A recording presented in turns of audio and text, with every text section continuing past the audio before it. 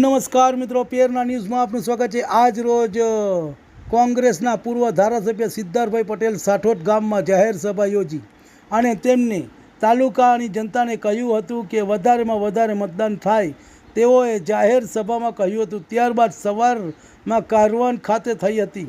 ત્યારબાદ સિદ્ધાર્થ પટેલે કહ્યું હતું કે કેટલાક લોકો ડર, ભય અને દબાણથી આ અધિકાર છીનવી લેવાનો પ્રયત્ન કરે છે, ત્યારે તેની સામે અવાજ ઉઠાવવો સૌની નૈતિક ફરજ છે।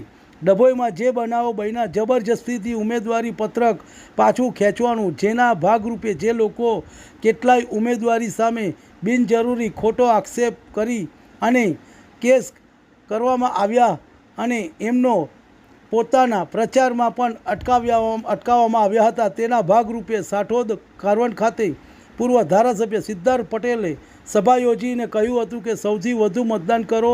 રિપોર્ટ મહેન્દ્ર વસાવા, ડભોઈ। તમને અમારા સમાચાર પસંદ આવ્યા હોય તો like, share, bell icon, comment અને સબસ્ક્રાઈબ કરો। તો હવે આપણે માટે આપણે લડવું પડશે, દેશવાળા નહીં આવે લડવા।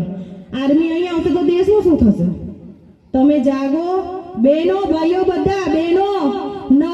આપણને ખબર છે રણચંડી જ્યારે બને ને ત્યારે હમેવાળો ભલભલો રાક્ષસ થાકી જાય છે ને। તો રણચંડી હવે જાગો। મહિલા પર હાથ ઉપાડે એટલે છેલ્લી કક્ષા કહેવાય અને મહિલાનો કેસ નથી લેતા અને વગર વાગે એક્રોસિટી લગાવે છે।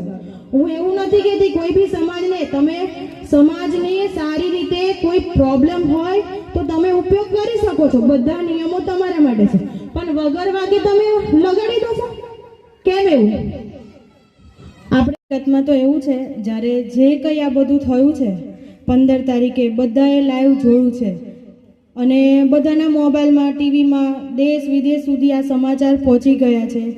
એની હું લાઈવ ત્યાં હાજર હતી। હું પોતે, મારા સાસુ અને ક્યારે થાય આપણે જ કરવું પડે કે નથી કોઈ કોર્ટ કરવાની કે નથી સરકાર કરવાની। આપણામાં એક આંગળી પર એટલી બધી તાકાત છે કે તમે સત્તા પરિવર્તન લાવી શકશો।